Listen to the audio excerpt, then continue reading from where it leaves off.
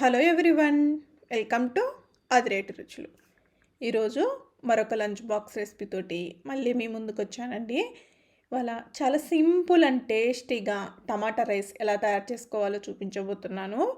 చాలా తక్కువ టైంలో హడావిడి లేకుండా ఈజీగా చేసి పెట్టేయచ్చు. ప్రాసెస్ కూడా చాలా సింపుల్ అండి. ముందుగా ప్రిపరేషన్లోకి వెళ్ళిపోదాము. ముందుగా నేను ఇక్కడ రైస్ని సాల్ట్ వేసి ఇలా పొడి పొడిలాడే విధంగా ఉడికించి పెట్టాను. ఈ రైస్ని కాస్త చల్లార్చుకుందాం. ఇప్పుడు మిక్సీ జార్లోకి 4 మీడియం సైజు టమాటాలు ఇలా ముక్కలుగా కట్ చేసుకొని వేసుకోవాలి. ఇలా వేసుకొని మెత్తగా గ్రైండ్ చేసుకొని పెట్టుకోవాలి. ఇప్పుడు స్టవ్ ఆన్ చేసుకొని ప్యాన్ పెట్టేసుకొని ఇందులోకి 2 టేబుల్ స్పూన్ల వరకు ఆయిల్ వేసుకోవాలి. ఆయిల్ వేడెక్కిన తర్వాత ఇందులోకి పోపు దినుసులు శనగపప్పు, మినప్పప్పు, జీరా, ఆవాలు ఇవన్నీ కలిపి 1 టేబుల్ స్పూన్ వరకు వేసుకోవాలి. ఇలా వేసుకున్న తర్వాత ఇందులోకి ఒక మీడియం సైజు ఉల్లిపాయలు సన్నగా పొడవుగా కట్ చేసుకొని వేసుకోవాలి. ఇలా వేసుకున్న తర్వాత ఉల్లిపాయని ఒక 2 నిమిషాల పాటు వేయించుకుందాం. ఇప్పుడు ఉల్లిపాయ 2 నిమిషాల పాటు వేయించుకున్న తర్వాత ఇందులోకి ఒక 3 పచ్చిమిర్చిని ఇలా సన్నగా పొడవుగా కట్ చేసుకొని వేసుకొని వేయించుకోవాలి. పచ్చిమిర్చి స్పైస్కి తగ్గట్టుగా యాడ్ చేయండి. పిల్లలు తినరు అనుకుంటే కొంచెం తగ్గించుకొని వేసుకోండి.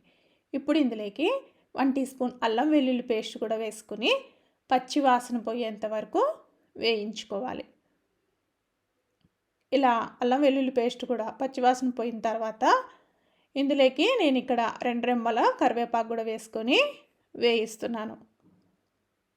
ఇప్పుడు కరివేపాకు కూడా వేగిపోయిందండి. ఇప్పుడు మనం ముందుగా గ్రైండ్ చేసి పెట్టుకున్న టమాటా ప్యూరీని ఇందులోకి వేసేసుకోవాలి. ఇలా వేసుకొని ఒకసారి బాగా కలిపేసుకొని మూత పెట్టి 2 నిమిషాల పాటు టమాటాలోని ఆయిల్ పైకి తేలేంత వరకు కుక్ చేసుకోవాలి. ఇప్పుడు మూత తీసి చూద్దాము. చూడండి, ఇలా టమాటా పేస్ట్లో నుంచి ఆయిల్ పైకి తేలుతుంది కదా. ఇప్పుడు ఒకసారి కలిపేసుకొని ఇందులోకి 1/2 టీ స్పూన్ పసుపు, అలాగే రుచికి తగినంత సాల్ట్ వేసుకోవాలి. నేను ఆల్రెడీ రైస్లో సాల్ట్ వేసి ఉడికించాను కాబట్టి కొద్దిగా ఈ టమాటా ప్యూరీకి తగ్గట్టుగా సాల్ట్ చూసుకొని వేసుకుంటున్నాను.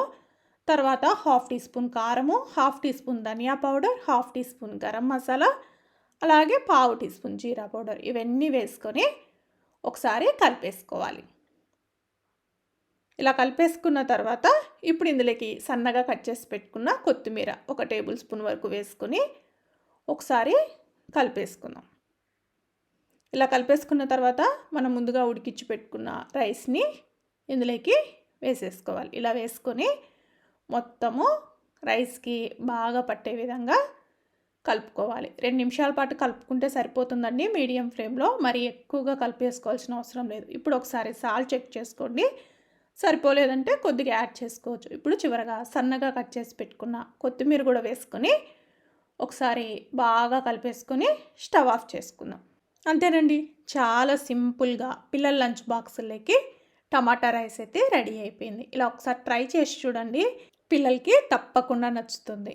హడావిడి లేకుండా తక్కువ టైంలో ఇలా చాలా ఈజీగా ప్రిపరేషన్ చేసి ఇవ్వండి. మామూలుగా అయితే టమాటా ముక్కలు వేస్తే పిల్లలు ఇష్టపడరు కదా. ఇలా ప్యూరీ చేసి పెట్టారంటే చాలా ఇష్టంగా తింటారండి. ఒకసారి ట్రై చేసి ఈ రెసిపీ ఎలా వచ్చిందో కామెంట్ చేసి చెప్పండి. మీకు కనుక నా వీడియోస్ నచ్చినట్లయితే లైక్ చేయండి, షేర్ చేయండి, అలాగే కామెంట్ చేయండి. మరిన్ని రెసిపీస్ కోసం అదిరేటి రుచులు ఛానల్ని సబ్స్క్రైబ్ చేసుకోండి. Thank you everyone.